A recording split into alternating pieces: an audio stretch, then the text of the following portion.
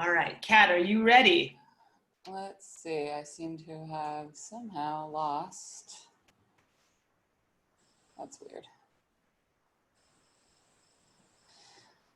Give me a second, because that seemed to have lost that window. That's weird. What was it? What was it called, Brandon? The tension, or what you said yesterday about the tabs? Oh, The great suspended suspender. thing. Yeah, the suspender. No, that's the thing. I don't even have any, like barely, I'm so not that person. So it was funny. It's just when I went into this, redid the Zoom call, it disappeared. So,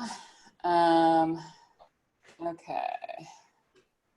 Let's see. So you want me to share my screen right now?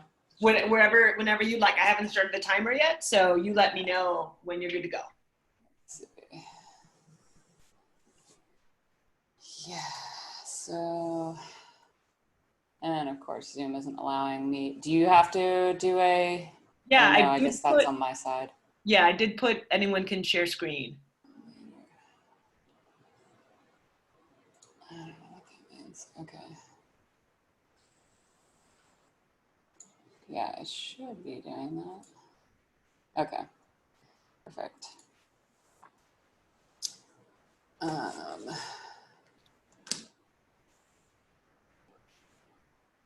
Are you wanting, should I make it so that you can record? Yeah, possible, yeah, at least the audio. Let's see, of course, like open system preferences. I have no idea if that'll be quick or, it seems to be saying, I don't know. Let's see. Click the lock logo. The lock logo. This guy? Yeah, it's so not obvious. Oh my God. Try to unlock security. What? Touch ID. So I think it's just saying authenticate this. Let's see if this works. I think my husband has this computer on way too many security things. Perfect. Okay, that work? Awesome. Cool, cool.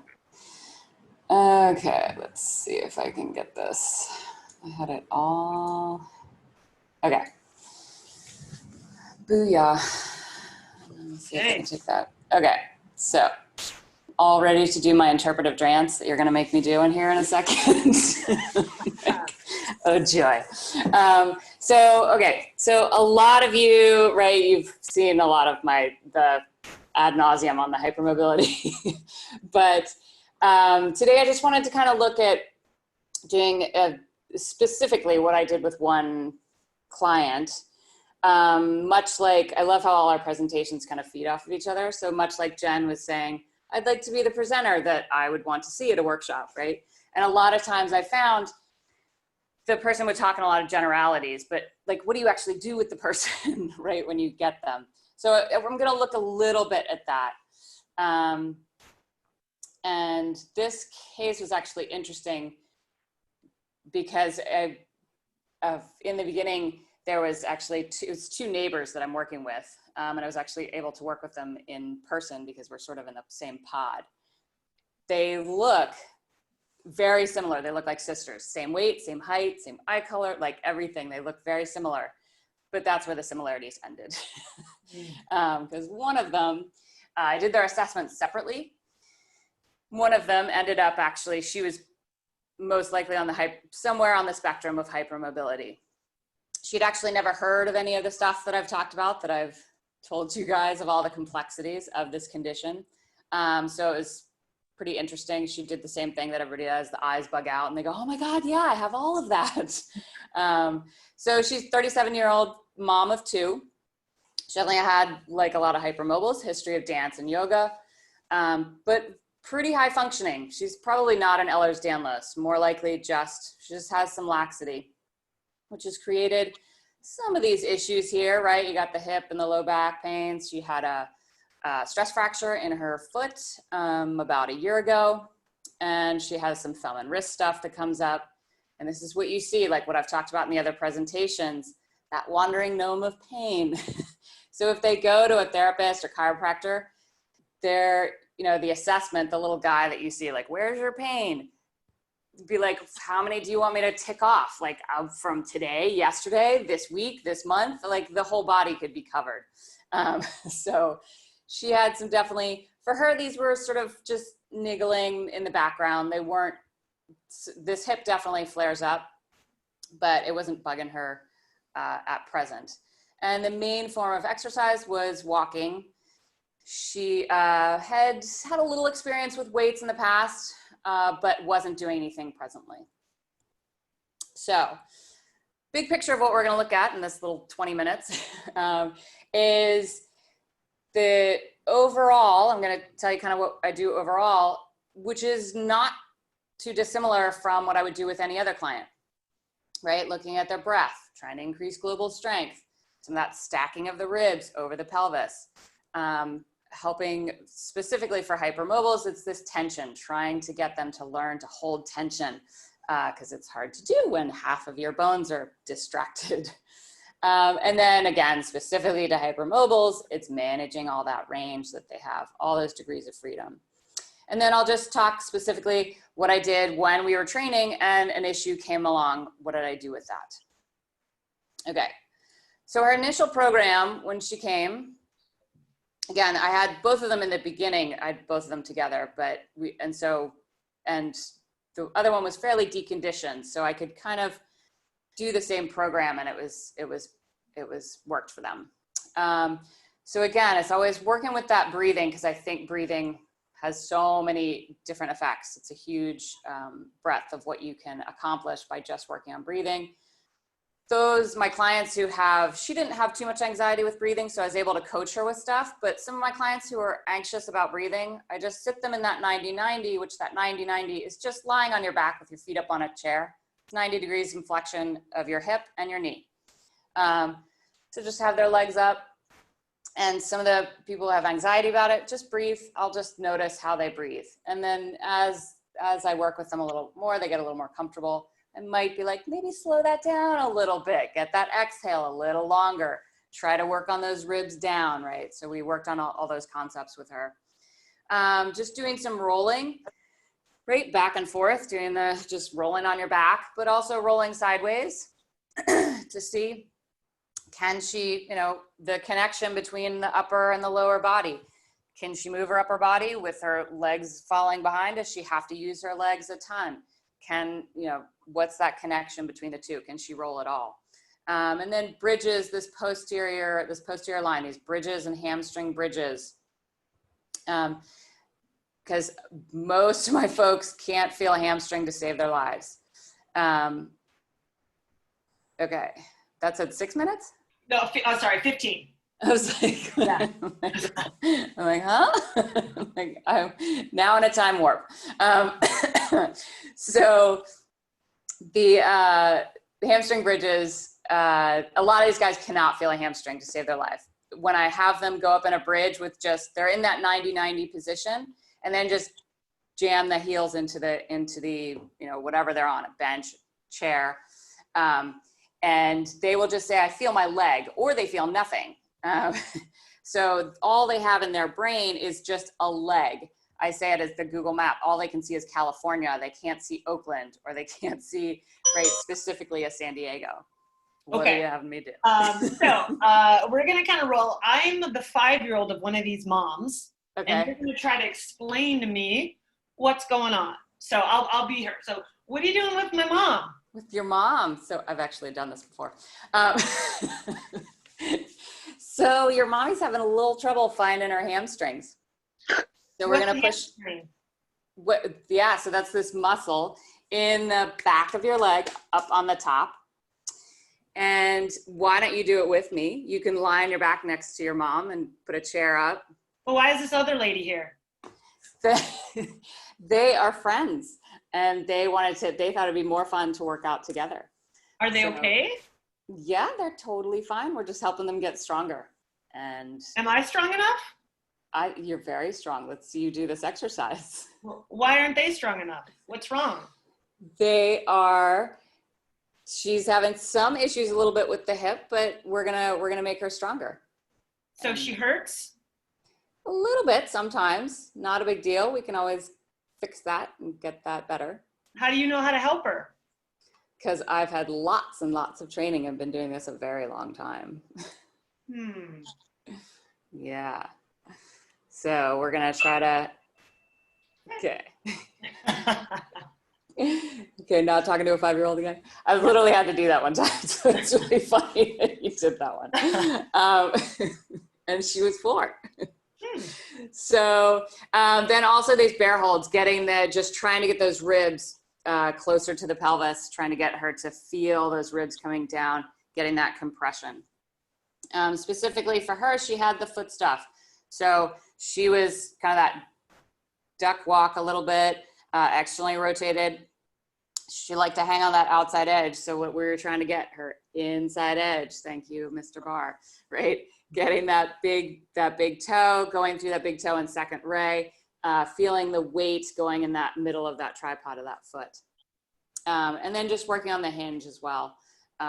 If you guys all remember the oldie but goodie with Gray Cook, I think, with the FMS, just putting the dowel behind the head and getting 3 points of contact to feel that hinge. I think it's effective still, especially for this population.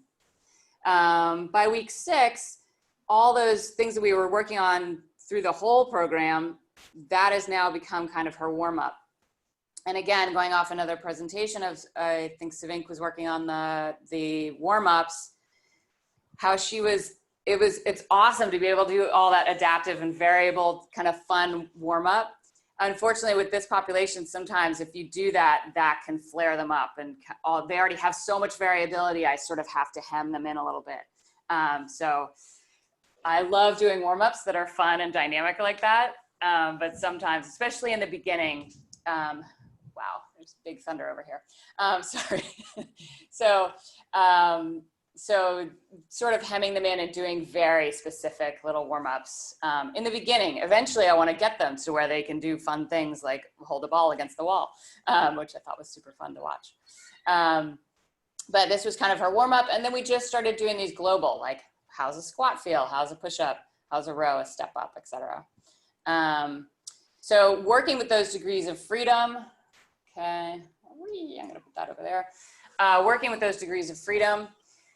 It's again, just working those references. So for her, this is literally how we did the squat. I have the kettlebell out, but we had the kettlebell pulled into her chest, but I had a tubing around her. She was going to a bench. And then a lot of times we worked these isometrics, literally holding the squat, feeling her sits bones on the bench. So she could feel the sits bones and she could feel herself go anterior, posterior. She, like most hypermobiles, was all anterior tilt in the pelvis, a lot of extension. So I tried to get her to come into a little more flexion, get that posterior tilt, and then just come off the bench, just a teeny bit. Hold that, come back down. Hold that, come back down. And that really helped her find position of a squat. Squat's very hard for this population because there's so much to organize in the spine, especially when you're loaded from the spine. From the top of the spine. So, and then compression, she really liked using bands to hold her together. That also felt really great for her. And then just decreasing range, I'll talk about that in a second. So this is sort of, because we're a bunch of movement geeks, seeing like most hypermobile, right, is this big, huge range of motion. Is she super active in here? Probably not. She, like, I was saying intentional, but intention, like sort of a pun on the words, creating tension. So this move could become something like this. If they went to a yoga class, it'd be like, dude, that's probably about the range that I want. With getting more of the ribs down, legs super active, pulling together. And then just as I was taking this picture, I was literally doing that yesterday. Humorously, I started taking the picture and I was recognizing, as kind of movement geeks, like I was trying to do one movement, and like one, I have a ton of anterior tilt, one, my little transverse rotation in the hip, like tons of things are going on here, and I was trying to do one movement. If I was trying to show more variation, I could have 300 pictures here. So it's just like really like sort of hammering it in that there's so much variability in a hypermobile body and how much movement is going on.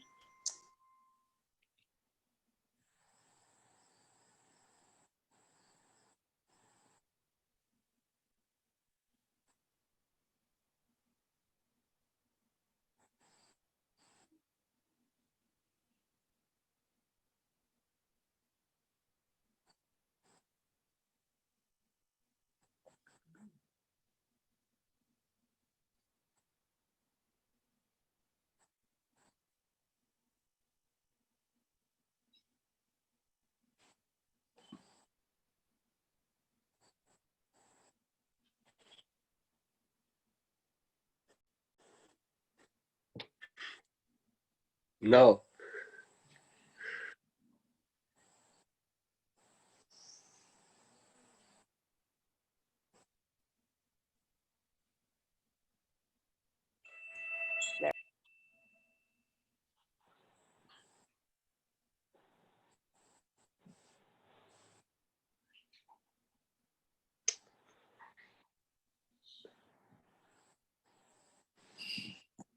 And mute. There we go. Now we're good, yeah? Okay. So hopefully you could understand that I was saying we tried this motion.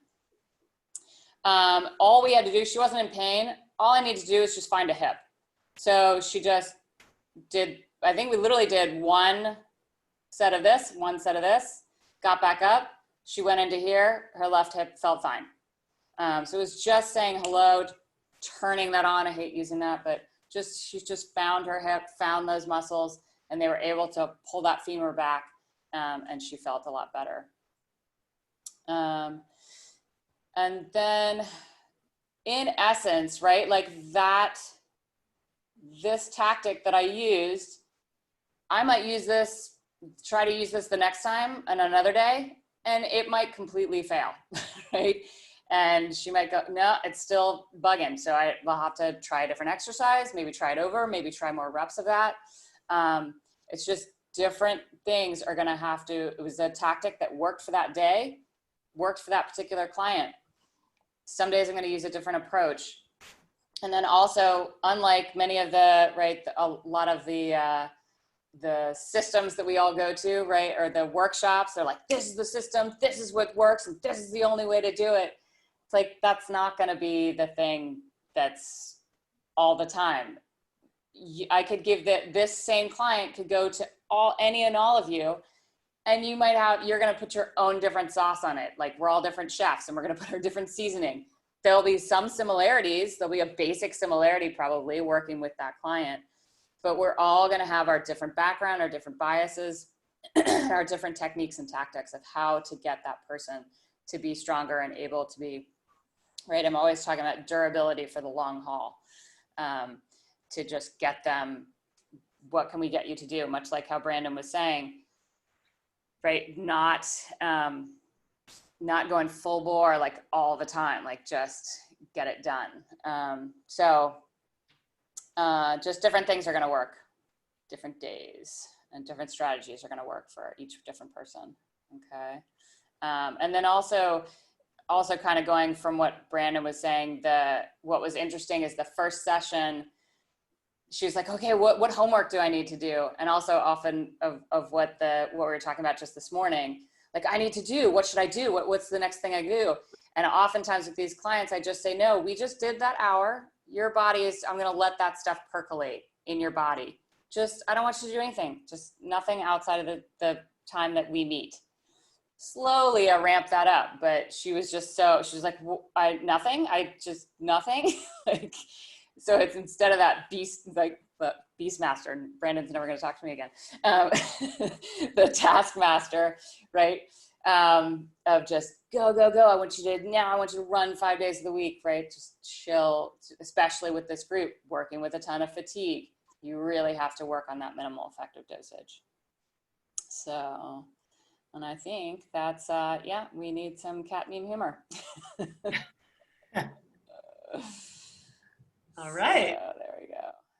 Awesome. Thank you. Any thoughts? Yes, a little baby claps from everybody. Right. Any thoughts from the group? Comments, questions?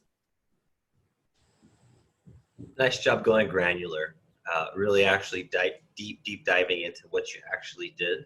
I think a lot of people find that valuable as a guideline versus like we've all been kind of skating on big concepts, and good job bringing it into like the granular. Yeah, that's what I sometimes like I said, like I know we're always all like, well, I generally just do this and do this and do that, and like I realized I'm like, oh, I forget that, like, what did you really do, like what on that day, and if it's a specific issue, what do you do? I always sort of appreciate that when presenters do that. Agree and second that. It was cool to see the actual pieces. Yeah, cool. I'm glad. Hopefully that was helpful. Yeah, funny enough, it's really interesting that you actually talked about my warm-up. I am hypermobile, like super hypermobile. Hate that shit kind of hypermobile. Right, but you're high functioning, right? I think I became like that because I started sports when I was like 4. Yeah, like that's my theory, is that the people that are high functioning, the ballerinas and gymnasts, it's very, very high volume, a lot of strength, and it actually protects you and keeps you stronger and keeps you from being injured at the early stages. Yeah, I mean, I did get a lot of injuries and I did have a lot of pain in the past. I think I started like understanding what not understanding really, but how my body works, because I didn't know that hypermobility required like the tension was gone, and how do I actually feel my foot? Like sometimes I don't know where my legs are, like I'm doing all this movements. Like in dance, it's so hard because you have to make a shape. And I think like I have memorized like what to do and how much momentum to give to be able to make a shape, but I didn't really feel it for a very long time until I started being able to like understand the tension and do like 1 hour of physiotherapy exercises, like the ones that you described, like really small and really like basic and just restricted kind of things. Like I did that for 3 years, 1 hour every day, and sometimes even 1 hour in the night.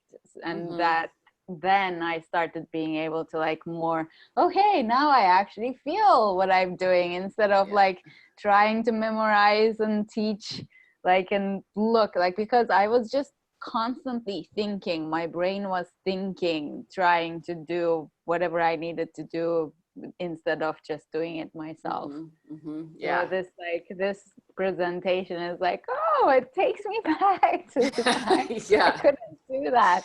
Right, but that's what I'd say, like for her, she's in that spot, and then hopefully she can roll with a ball on the wall and do crazy things, but again, right? Yeah, definitely. Hypermobility in that sense can be such a blessing once you manage like the pain symptoms and understand the tension. And it's great that they have you, because not a lot of people understand hypermobility. Yeah, no, not at all, for sure. Yeah, thanks for the presentation. It was great to see all the steps. Yeah. Awesome. Cool. Anybody else? Huh? I have a question. After your client learned or realized how to activate her butt, was she able to understand and use it for the other trainings, or did you have to remind her every training? Like, does it go away or does it stick in mind? So that's literally what I told her after we did it. She's like, oh my God, that's so cool. And I said, that could last 5 minutes, 10 minutes, an hour. What happens usually is that initial would maybe last half the day, a day. Do the exercise again. She keeps doing the exercises. And then it holds longer and longer, usually.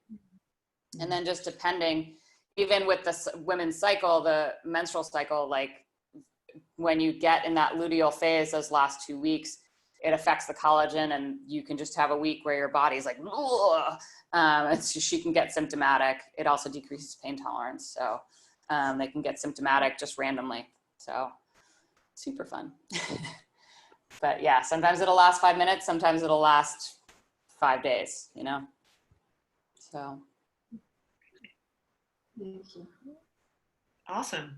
All right, Rufus, Are you ready? I'm ready. Yes, I'm ready. I'm super nervous, guys. And since I'm back and forth or back to back, like I can envision this taking sort of a like fade in question and answer into the Team Coast thing, because they are, for me, directly related. And I said yesterday at the end that I wanted to apologize for taking up so much space. And the reason that I am talking so much is that I've never been so lonely in my life as COVID 2020 in Deer Isle. Holy cow. And I want to give you a little more background onto that, right? And we're already fading into the presentation because we're in open-handed listening techniques, right? So I mean that in so many different ways. It's not even funny because COVID is not funny. And 2020 is not feeling funny. I'm having to dig deep to find some laughter, my friends, because before COVID even happened, me and my wife decided it was a cool idea for her to go to Antarctica and go be a mechanic down there. So I've been spending this life in Deer Isle, Maine, and she's been spending it down there. She's currently down there with 139 other people. It's cold. It's really cold. Anyway, and then COVID happened, and here we are in Deer Isle. And I'm all amped up and dysregulated and want to own that because the social scene here, we've lost 5 individuals to sudden death, suicide, overdose, etc. since February. In their 30s. So when we're talking about bringing it down to the granular and bringing it down into the, like, and this is an island of 3,000 people year round. That's crazy numbers to me. And I'm talking to public health experts locally and saying, hey, what's happening? And they're saying, I didn't know about those numbers. And you're like, what? I just try to understand it in a cross comparative kind of way. And they're like, why are you using this language? You are working on a fishing boat. And I'm like, I know. That's an at-risk population, isn't it? So that's why I talk so much right now, because I've been spending it there. And that work life right now means about 50 hours a week of constant movement. Constant. So when I'm talking about open-handed listening techniques, I'm talking about undoing cultural bias that treats people as disposable. And in a work-specific context, since I've been doing this now for 3 years and going from a position where in the middle of the day, my hands would be going like this. And in the middle of the night, my hands would be going like this. And I'd be waking up being like, oh my God, I can't feel my whole arm. This is terrible. What's going on? Both and is the point. Both hands, right? And thank you for bearing with me through this. The point that I'm showing you my hands like this is you can see they're kind of messed up. They're not actually that messed up. They're pretty cool and they do a lot of stuff, but they have a lot of like calluses and things. And hand management, I've found, has been very important because the person who taught me most of this, one of the first things they said was, this might sound a little strange. And he sounded nothing like that at all. But this might sound strange. You're going to become a hand fetishist. And this is a gentleman who digs clams out of the mud bare hand. So he's punching into mud, concrete, thick mud, and grabbing out clams, literal clams, for a living, right? What? So that's a different kind of open-handed listening technique to me. Going into the little hole that the clam makes and going, I'm going to find you, and grabbing it out. I asked him what was the best way to learn that. He said, greed. Greed.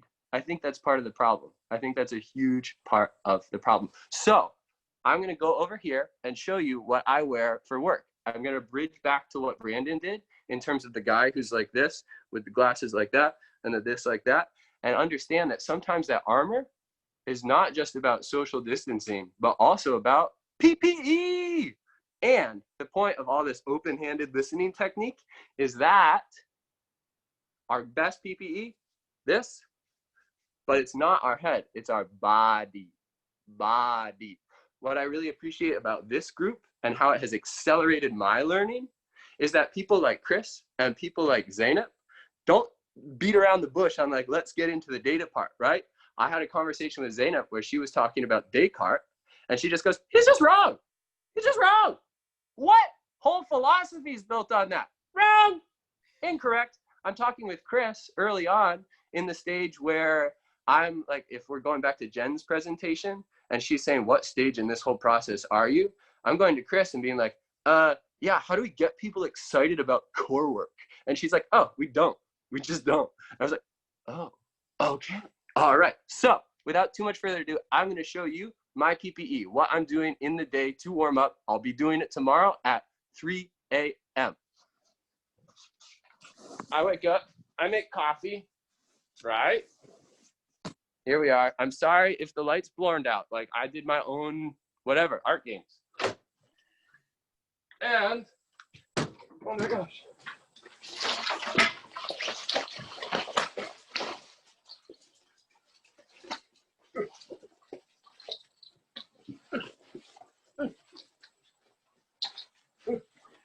By the way, guys, I'm just letting this ride out. There's going to be nope. I want this performance piece to ride all the way out. So I'm going to just let him go.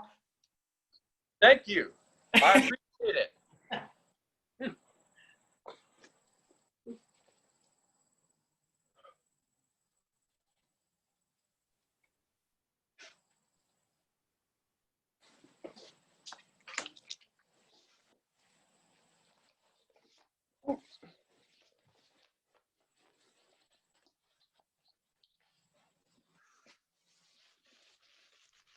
I go through one of these pairs of gloves every day.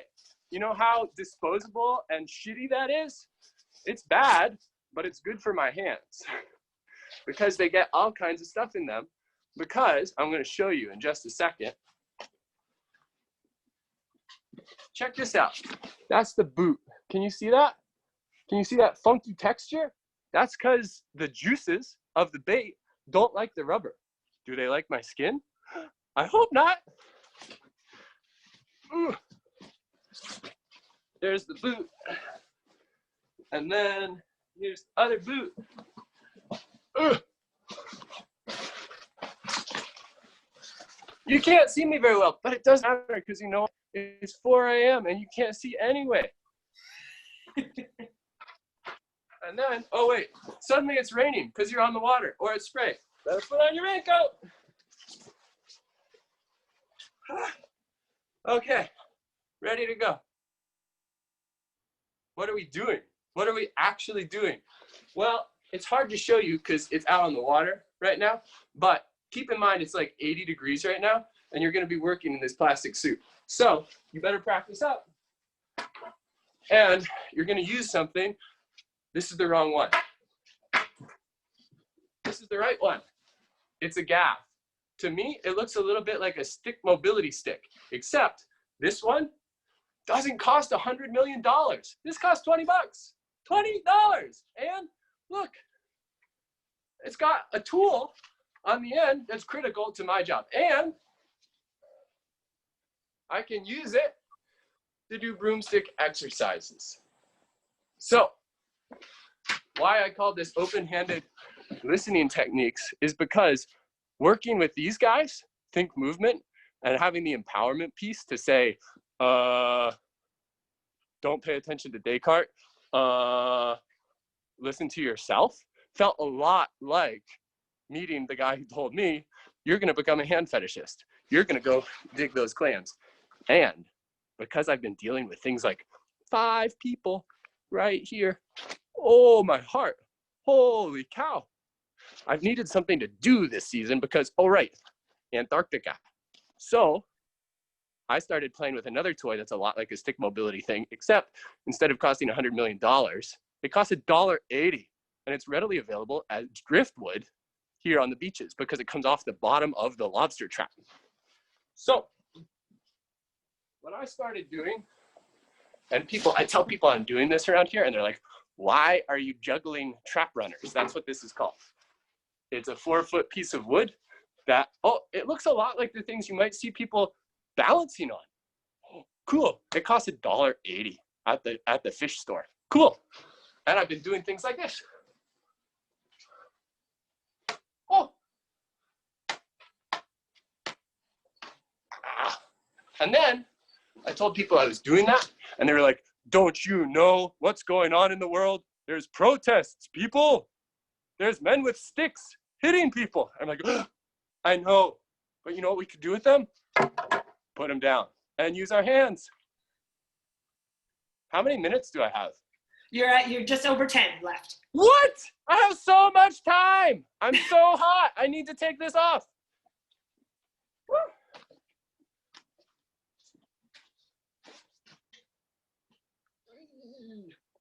I'm stuck. But this is actually what my workday is like. Going back and forth between that gear and into this lunchbox. Because in this lunchbox, I have everything that I need, which includes personal documents. The way the world is going, watch out. Extra sunglasses, a hat, it gets cold quickly, another shirt. 1, 2, 3. I can't juggle like that. These are 40 ounces of water each. I drink it all on the boat because we're there for 10 hours in the exposed sun. Some sunscreen, some coffee. But the cool thing about these are, how much do they weigh? 40 ounces. I don't know, it doesn't matter. But what can I use them to do? Oh, explore, maybe, figure it out. And why I talk in this sort of loose way about it is because I'm working with people that are like, dude, you're stretching. Why are you being Jane Fonda? I'm like, I'm not being Jane Fonda, but if you want me to be, I can try. Okay? Okay.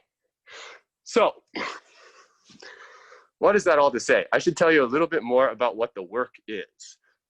In that 10-hour day, we're taking about, I don't know, 800 pounds of bait, and I'm stuffing it into lots of little pockets about this big. And then this is not what it looks like, but I can pretend it's about actually that long, a little bait needle. And I take that pocket and I stuff it on here, and then I go, ooh, I put it in the trap. I take the bait needle away. And that is what it looked like to me when I started 3 years ago, not 3 hours ago, was such craziness, you know? Like, what are they doing on this boat? I don't know how to keep up. I don't want to do the work. This sucks. There's dead fish, and it smells bad, and it hurts me, and the salt is burning me, and oh no, this is the worst. Oh goodness. And now, 3 years later, I'm a lot better at the work, but my pay has dropped because it's a share-based industry and the fishery is not doing so hot. So I'm doing the same amount of work for a lot less dough. Oh no. And where am I headed with this? Who knows? My brain's cooked. My brain's fried. You can all tell. But that's why we let the body take over, right? Descartes, wrong. Mind, body, same thing. Yep, no question. And that is a useful thing because the amount of time that I spent trying to figure out how to hold my body and what was the right way to stand and lift and do all these things, I had to let it improvise. Because when I was cooked at the end of those 50 hours of movement, of taking those 800 pounds of things, moving them 1, 2, 3, 4, 5 times, each trap is about 60 pounds. That's about a third my body weight. You know? And so functional fitness, it's cool.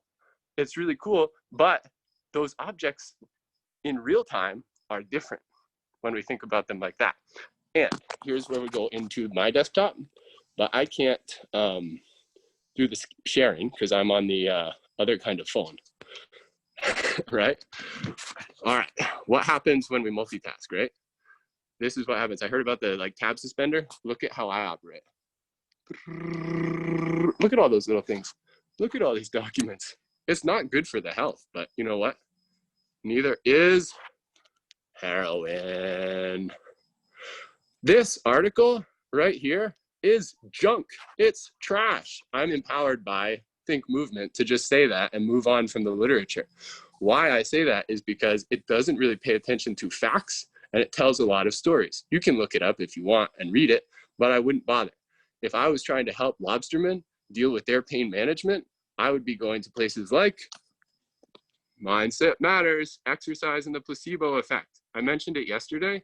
Basically, it says, tell people that they're going to do okay, you know, and that their movement, whatever it is is cool. And what do they need? That goes back to the beginning of today. Instead, we get things like drug use on the coast, examining the opioid epidemic in Maine lobster fishing communities. I can tell you another thing, doesn't work when you snowball your survey sample off of your original article. That's called disinformation at work. Anyway, I'm getting a little lectury, and that's into my like rage zone right now. Thank you for the 5 minutes. I'm going to try to tune down by taking the rest of my gear off and playing a little more with my sticks. Oh, because that's what I need right now. Oh. Oh. We're at the end of the day. So it's interesting to me because we're trying to design these public health ideas around ideas that, are they good? Are they bad? When I look at the public health efforts at workplace wellness, thinking about the CDC, thinking about all of that junk, it's about sedentary problems, right? But there's this whole other population that on the other end of it is struggling with pain management and getting prescribed drug after drug after drug by people who have that same problem that is a really excellent teacher. Greed.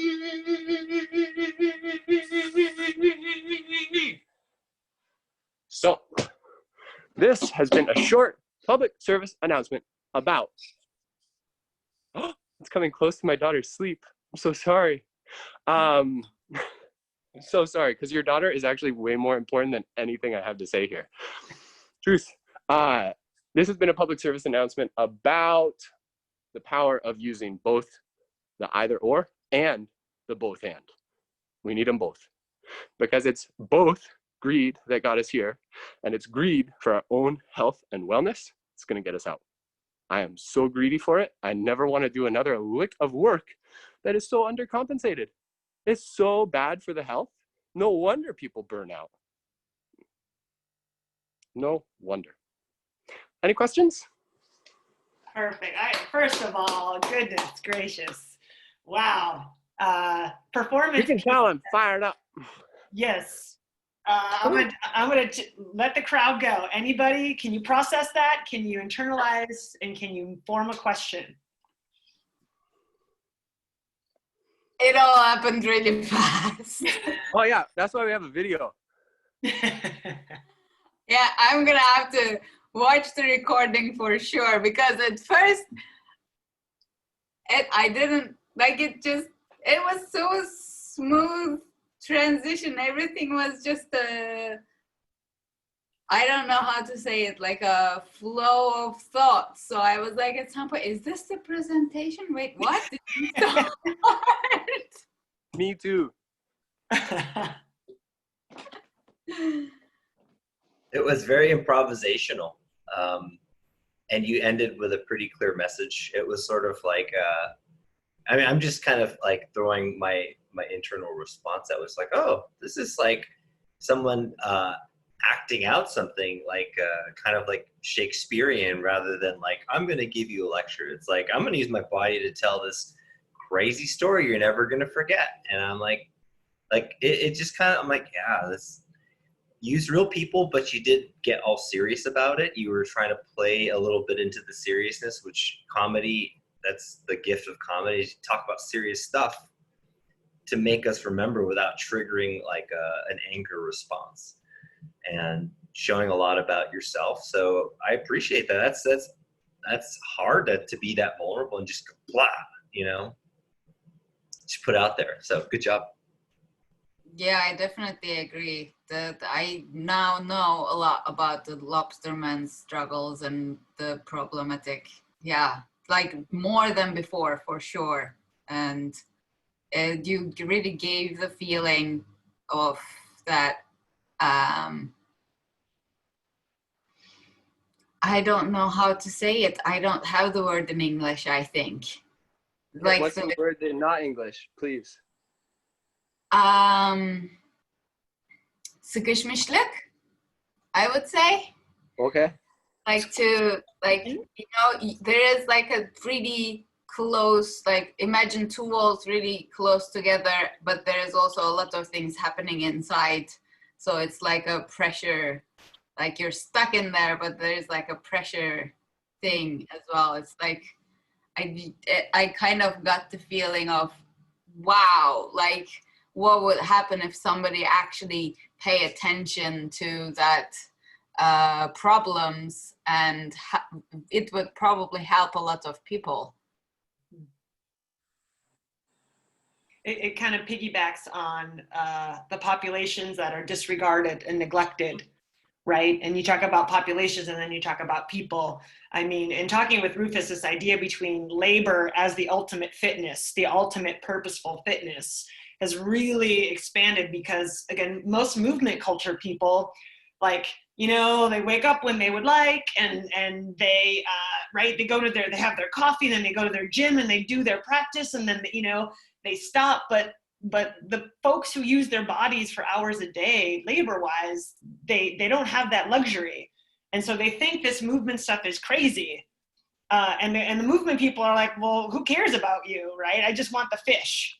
So it's an interesting collision of worlds in this aspect, that they probably have a lot to teach us, because again, they're doing the same task and trying to get efficient on it hours and hours and hours a day.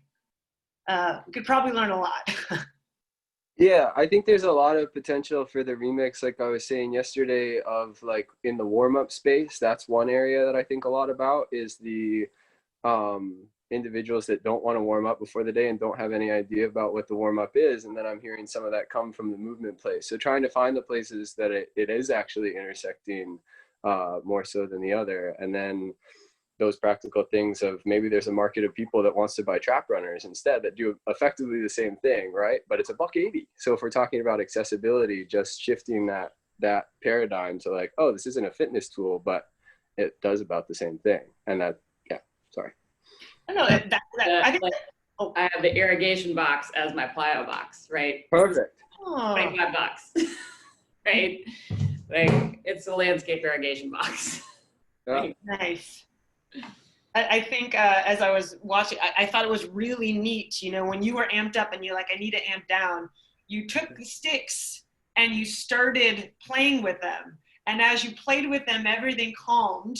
And like, we could see what you were doing. But again, it was like that, like Zainab was saying, that multitasking diffused the energy so that the output that you wanted to come down, the stimulus was still high, but you just split it.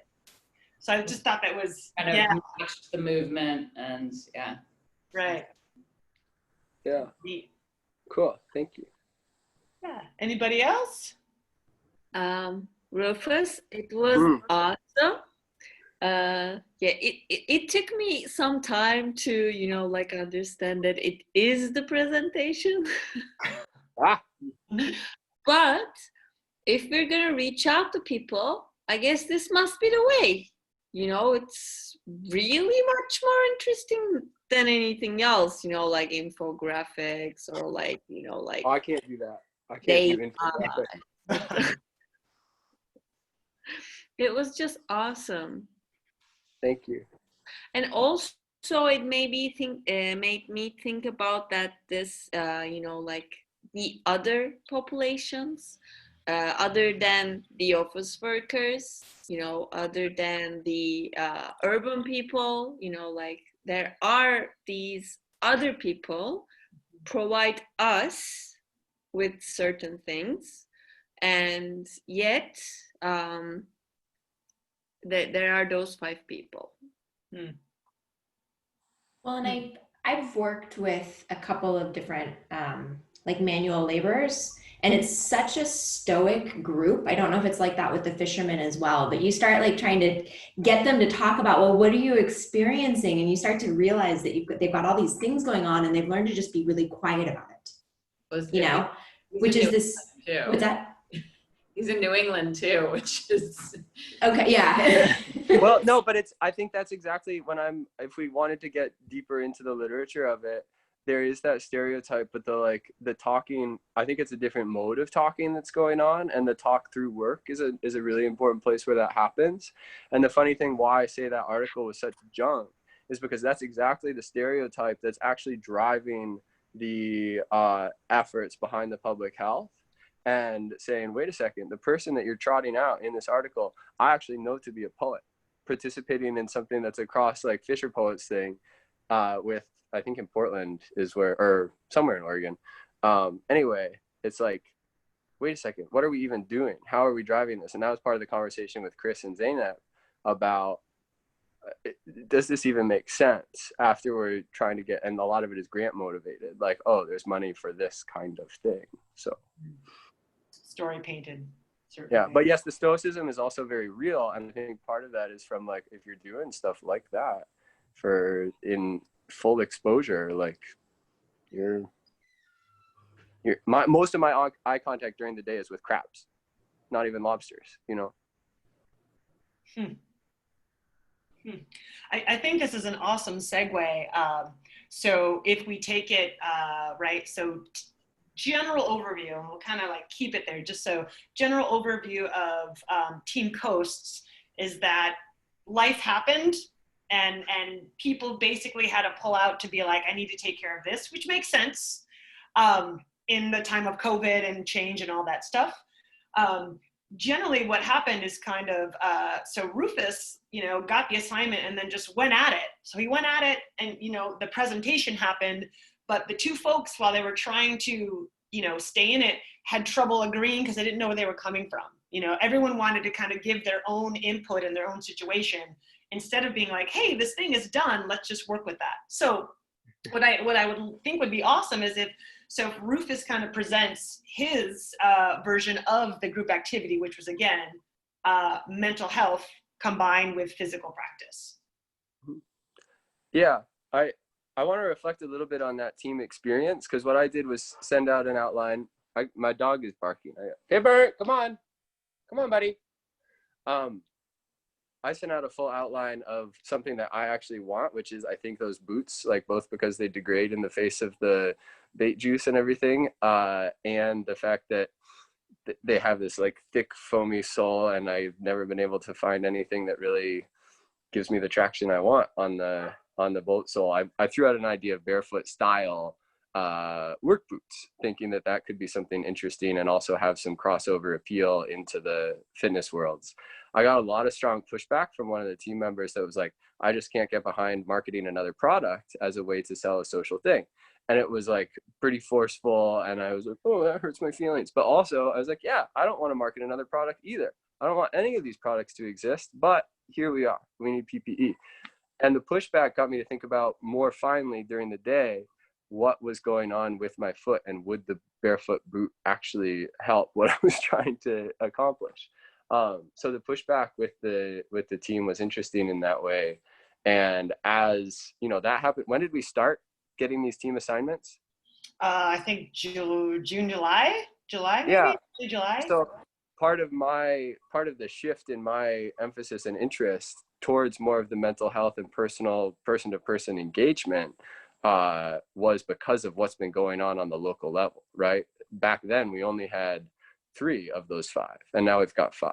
So it's feeling like a really personal piece of saying, oh no, whatever, if we're making a public health thing, that's cool, but COVID's happening and life is happening right now.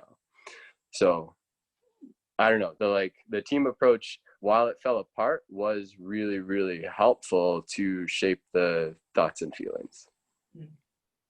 Excellent insight. So your market is?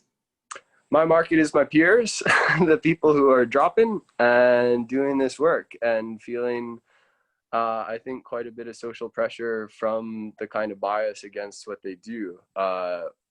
Yeah, I would get back into that drug use on the coast article to talk about that bias that's been driving it. But yes, my peers, 30-something dudes. And it's not just dudes in the lobster fishing industry, but it primarily is. And when we're talking about risk factors and mortality and morbidity from the opioid epidemic, that at least is one of the categories of people that is being focused on. Here in Maine, for a long time, that was the category of people being focused on, the only occupational group, which in an everyday way, I think we can maybe agree without too much presumption that drug use and addiction is not an occupationally specific thing, although it might be told that story-wise that way. But I don't know. I've known a lot of peers and watched this thing unfold since the very beginning. And no, I can't get with it in that same sort of way. So yeah, peers are the audience. And you would reach them through like the tap on the shoulder, just conversation one by one? Practically speaking, that's what's been going on. When I initially pitched the barefoot boot idea, I was like, of course we're going to sell this on Instagram because that's where all the barefoot cool stuff gets sold. But then I was like, maybe that's not such a good idea. Right now, practically speaking, it's a tap on the shoulder and trying to demonstrate those moves, like the broomstick moves and the gaff moves. I've just been doing them on the deck of the boat when we're coming back in to sell. People see it and they think I'm a clown, and that's fine. But maybe they try it out with their gaff or see something different. Was there a particular slogan or as far as attention grabber? Today, as I was listening and thinking about it, I went back to an old YouTube cult favorite, Shoes. I don't know if you guys ever heard that one, but there's a funny song that you can look up on YouTube called Shoes, and the basic chorus is "These shoes suck," and that was the jump off with that, because they all suck. And the picture that I don't have available on the screenshot right now was of my bare feet standing on a pile of boots. Okay, awesome. It's way less professional than round one team. That we're trying, and that's the thing. The idea is, again, can you be objective without comparing? But inherently, that's what we do. Could you kind of round things up with the statement between how the footwear or how having quote unquote better feet would align to better health, mental health? Sure. And that is another practical embodied. I think of it like a clinical pro. When I started the job, I really didn't like sliding around in my boots, and I started in a size 10. I'm now in a size 13. Through this process, I learned a lot about how important my feet were to my own hypersensitivity, and learned a lot about how many sensory integration issues I had. I had a lot of incredible, what's the word for misophonia, I think, when you're really sensitive to sound, and learned that it wasn't actually always a sound-based phenomena. That's translated now into other areas. But the idea being, if we're paying attention to the little sources of pain sometimes that are coming out from things like the PPE that's protecting us, and the ability to move within it, or even just as simply as having our foot have enough room, maybe that's a place to focus, not just the heaviness of the labor. The labor is heavy and hard, but we can adapt our bodies to it if we take these kinds of training approaches. Awesome. So in that sincere form of healthcare or self-care, where I'm going to take care of my feet, I'm taking care of myself, I'm valuable. Yeah. And I think acknowledging the reality of these, I've been here for 4 years and not been able to make an appointment at a doctor. The last time I went to a doctor for a musculoskeletal problem, I was told that human bodies are not designed to have to work over their head by a doctor, right?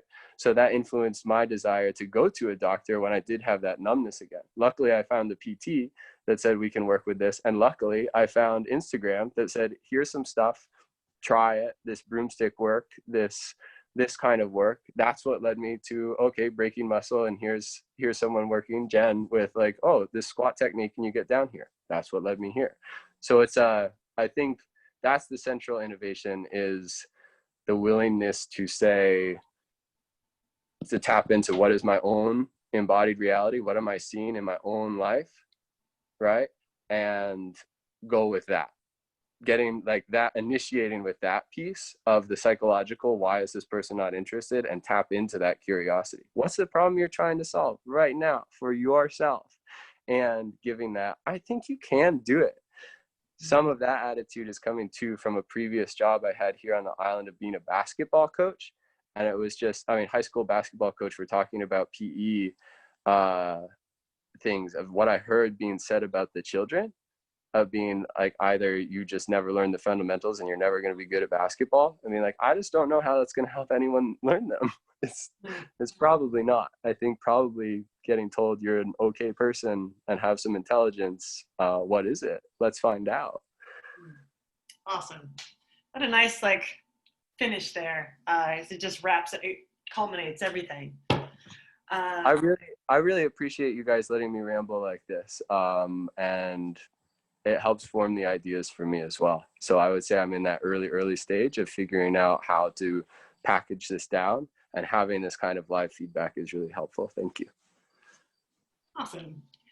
All right, Team Bay, group project. What'd you come up with? Nothing. We're gonna sign off. We didn't do it. Sorry, Chris. Jen's gonna start us off. We were looking at anxiety, which affects 40 million people in the US a year. 40 million. It is the most diagnosed mental health disorder in the United States. And just like Sinep said when she was presenting, there's more than likely it's a higher number, right? Because we don't actually, a lot of people don't actually go to the doctor when they start having these sorts of symptoms. So we're looking at anxiety, and we're looking specifically at anxiety with busy moms. The basic crux of our presentation is a strong body cultivates a strong mind. It turns out there's actual research to support this, which Catherine is going to talk about. But our goal behind this was to give busy people who don't have time, and again, our target market is moms, but it could be anybody, busy people who don't think they have time to exercise, the opportunity to step back and say, oh, look, I don't have to do as much as I originally thought, to create a sense of strength and to create, then have that creation transcend into my mental health and well-being. So that was the basic goal of what we did. And I will pass it along to Catherine.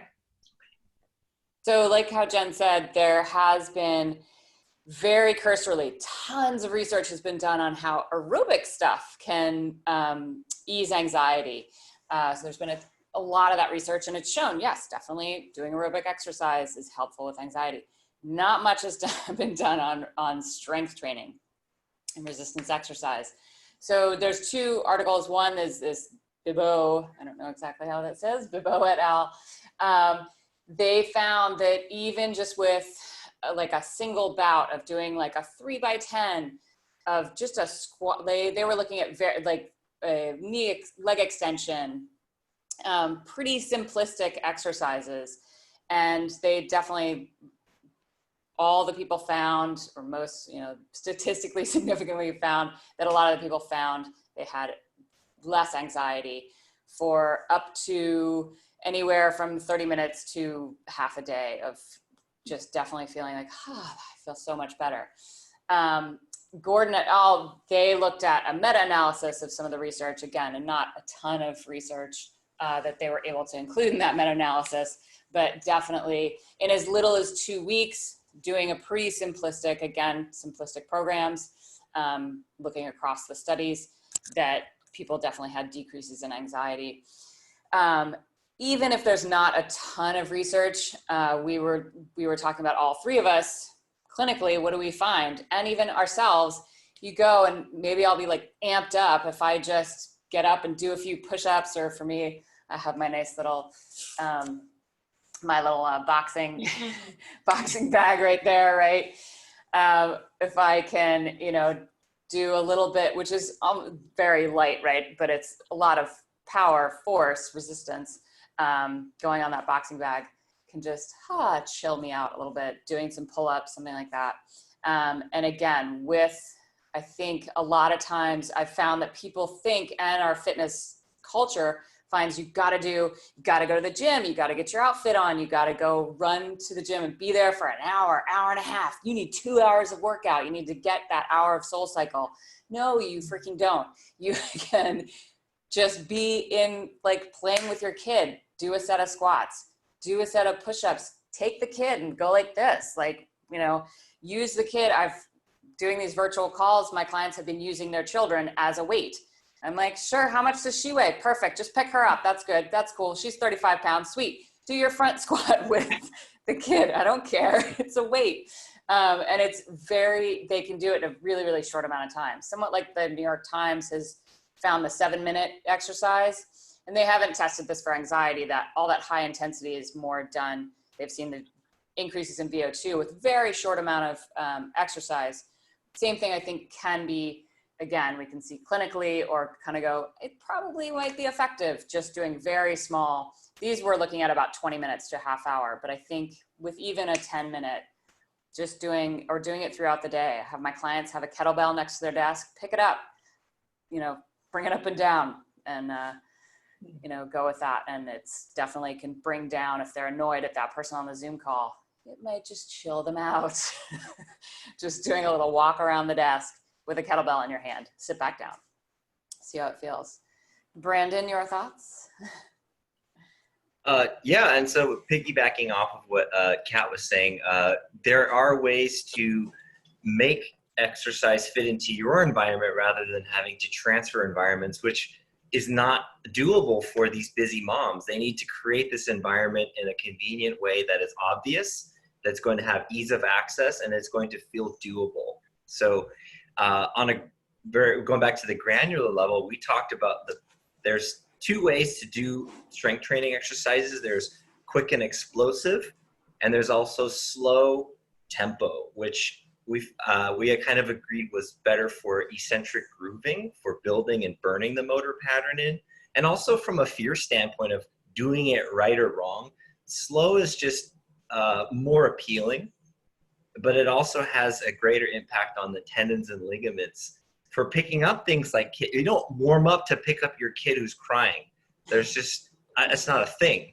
But it also demands a little bit more mindfulness to be able to go slow. And I think that is a little bit of an easier sell when we're like going back to the first presentation, like, does this person want to be doing explosive burpees, beast mode? No, probably not. They're just like, look, can I do a few things to just cool me off? Because this person has been crying for the last 5 minutes and I'm the only adult. I have no one to exchange words with. So changing that mental gear and also building some confidence and competency instead of saying like, hey, you need a trainer. It's like, no. So that I think helps just overall wellness, feeling competent and feeling like, yeah, I can do this. I can. And so that was sort of implementation level, what we agreed with or agreed on. So. And then if you guys want to see our infograph, should I just share a screen? Oh yeah, do it, Kat. So this was, let's see, can you guys see all this? Anything? Uh-huh. Yeah. Okay, perfect. That was our infograph of basically, if you are stressed out and anxious, try nearly 15 minutes of basic global stuff, right? Squat, maybe a bicep curl. A dip is sort of weird, but that's what I found free on the Pixabay. And then you might feel more like this. So just very, like how you were saying, super simplistic, just stress, try this, feel more of this, right? And it's cool because the way that little clock, you could also see that 5 minutes is okay too in it. Yeah, right. Which is kind of neat. I totally did not see that. Right. Awesome. Cool. Why the moms? Why the mom target? Everybody got a mom. Everyone's got a mom, but also just, I think, especially what I've seen right now, I mean, the clients that I know that have moms, the inability for your children to go to school is, oh my gosh. Yeah. That's why we targeted like a real population that is actually feeling a ramp up in huge life stressors, not being able to relieve that childcare. There are now the homeschoolers. Right. I mean, my clients some of them are just losing their minds, especially with anyone like 7 and under is just gnarly. I mean, even just this fall was a lot easier with he's 9 now. He's now 9. He's been able to like go on the Zoom and basically independently work the school. Kids younger, it's impossible. Oh my gosh, I would have gone insane if I had my 5 and 4-year-old 24/7. Did you have a thought or a means to reach moms? Like, was there a certain way that you wanted to go get them? So we said different, like here and this in my area, there's different things like 510 families. There's a lot of internet stuff. Okay. Sorry, yeah, 510families.org. There's Berkeley Parents Network. There's a ton of internet, especially because everything's internet, right? We would say, oh, pediatrician office, something like that, in person, but nobody's going in person anymore. So yeah, it would be Pinterest, Pinterest Instagram, for sure. Right? Just because I know a lot of moms, I don't do this, but I know a lot of moms, they're all like, oh, I found it on Pinterest. Oh, I saw it on Pinterest. I'm like, that's really cute. Oh, I just copied it on Pinterest. I'm like, okay, that's a thing I guess moms do. Not personally, you but go after where they are, basically. So yeah. Pinterest or groups, social groups that like a Facebook group. Parents' Okay. Place, yeah. Yeah. Very cool. Awesome. Thoughts from the group on what you heard? Questions, comments? I think it's really great to bring the expectation or like idea of what movement is back down, like back into the lived reality. I was thinking about that with the kid question when you were being the 5-year-old back then, and same here of saying, yeah, your child is away, and saying ultimately, like, if we bring it into that basic place of like, maybe you're trying to lift your child to safety, can you do that? Like, that's a question. Yeah, I like bringing it into that everyday world. And that's just such a cool way that you could develop competency anywhere, anytime. That again, I don't have to go to the gym, especially in this COVID thing. Like, I could do this anywhere I want. And if you have access anywhere to build confidence and competency, like, your access is there. So go for it. Very nice. Yeah. Anybody else? Hey, I see a lot of moms when their children is like 3-4 years old, and I ask them, when did your pain started? And they say like, I don't know, like 3-4 months after birth, and it takes them like 3-4 years to go see someone about the pain because they just can't, because they are taking care of the baby. So yes, this kind of help, like you don't need a trainer, or you don't have to go to somewhere to do something, would be like huge for moms. Yeah. Jeremy, did you have an add-on? I mean, I think most of the people are saying that, like, idea of finding like that thing that you can do with what you're already doing, during your life, is super important, because you see a lot of people want to try to create new habits. They think it needs to be like some kind of resolution. It needs to be some kind of, life shift. But I have found personally, and I think a lot of success with the people that I've worked with is just, it's the small steps, and it seems like a completely insignificant, and sometimes when you're already like feeling bad about yourself, it can feel like you're not actually doing anything. But then as long as you can, stick it out and start to feel like through time, like those minutes 100% add up.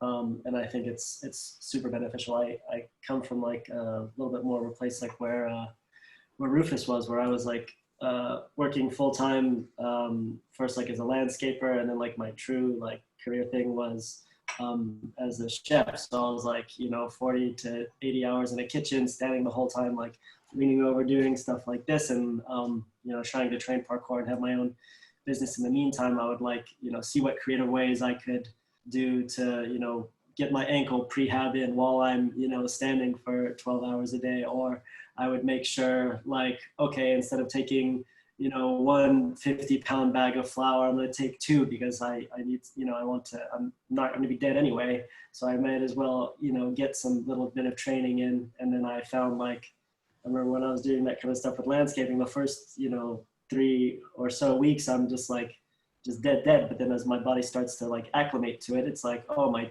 even when I do have more energy, and then even in my parkour, everything's improved too, because I'm actually getting to train in a way while I'm working that's helping me in my goals. And it's just like that, that 1 or 2 choices, and you know, and having a little bit of guidance or research or know-how, I think can be like, I think it's like really just about empowering people, right? And to understand the ramifications and the power that just one choice, one small choice made repetitively can have. Absolutely. I think it's very cool. I think about the parkour mindset. Talk about making do with what you have, right? Like that's the gig. So to be able to parlay that into just, you know, someone's house and life and the littlest thing, that's where it can start. That's all it takes. Anybody else? Are we exhausted? I see. Oh. I also like the idea how it brings people together rather than trying to make one person take a time for itself, you know, just, are you with them? Okay, do something with them. I think that creates another bond with whoever you're exercising. I like that idea, that connection is nice. Absolutely. Yeah, like lift your kids. Oh, you know, in Dubai, it was so bad, the nanny culture. And we would do like a family class.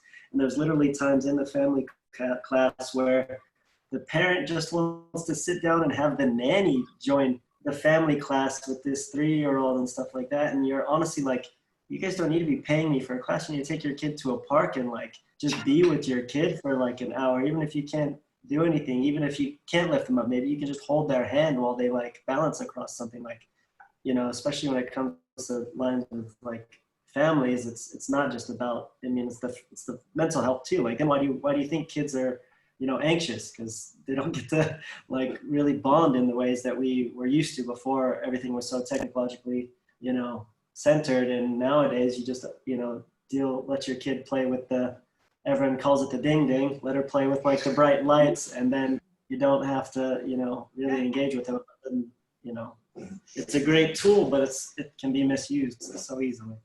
Yeah, and that feeds into the, you know, the overarching like capitalism culture, and like what care is like, I love you, so I'm going to give you this toy so that you can play with yourself by the corner, and I can be over here and rest and be like, I love you, I gave you a toy. When a kid's like, I just really would like to interact with a human. If I don't have a human, I guess I'll use this toy. So we could be opening a whole big bag of worms up, but I like and appreciate that again, that's undermining all of this.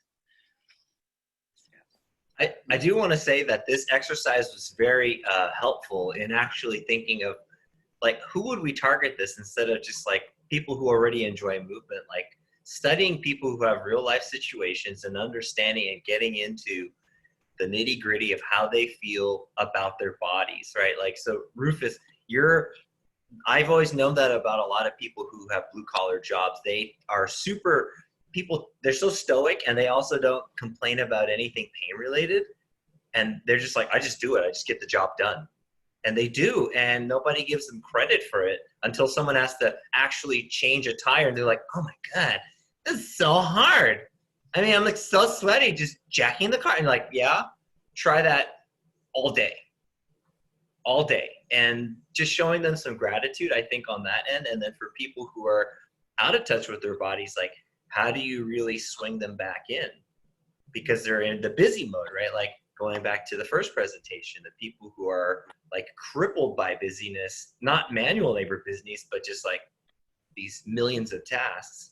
I think this is a good way for us to think of the direction of different pockets of people we can, I guess, like translate what we do into think movement, like, and sell them information that like helps them lead themselves to where they want to go, like Rufus did, like out of from a shitty place to a less shitty place. Mm-hmm. The scholarly name for what I think some of this is talking about, that I understand, is participatory action research, and coming from the presumption of knowledge in a person or a community, always, of like, you've been a human for 1 minute? Well, then you have some knowledge. Cool. Mm-hmm. What might it be? And I think that's another thing that I found in that presentation. And I thought back, I have trouble thinking about my own answers to questions, but the question that was asked to Kat earlier, of the question that you asked again as the 5-year-old, like, how are you going to fix this person? And the question in my head, I actually don't know yet. and like their body might not know yet. But yeah, I do have a lot of experience, and I think I have some tricks. And that piece of a like way to approach people and say, is there a trick to this? Even if you have a way of doing it, like maybe they have a different trick that you never saw or thought of. Yeah, that piggybacks on like the general concept to appreciate where everyone is coming from and to assume they have something to offer, right? Even like I said, even if it's against you, right? You can absorb a mindset like, oh, this is how some people think. Okay. Chris, you did an excellent job as a 5-year-old, by the way. I was super impressed. I was very spot on. And Kat, the way you were just, I could hear the patient tone of explaining to it. I was like, okay, I hear that for sure. I appreciate it. Nick calls me the professional child. So I'm like, I'm just going to run with that, Monica. Let's see what happens. So thank you for that. Yeah, guys, awesome. Super psyched. I thought this was an awesome round one. So many underlying pieces of groups and people. I would like to make this kind of, why not? Let's kind of make it more of an annual thing with maybe, a little bit precursor on group stuff, because I think that element is key. And really giving folks the time and the space to come up with something, and then let's do something with it. So always my pleasure. Thank you guys for sharing your time and your effort and your energy. I adore you all, and I look forward to more to come. Thanks for organizing, Chris. That's great. Thank you. My Thank pleasure. Fun. Have a great day. Thank Fun. you. Just make Wait. my day, you all. How do I find Zainab and Rufus? Oh, do you mean? they're both on TM. They're both on Okay, the site. all right, cool. But what I'll do is I'll make sure everybody has a copy of everyone's email on my next thing I send out to the group. I think the Zoom Awesome. link showed them all the emails to me. Okay. Either or, I'll double up when I send out the final, like here's the videos and audio. Cool. Sounds good. Okay. Awesome, guys. Thanks, guys. Again. Bye. Take care.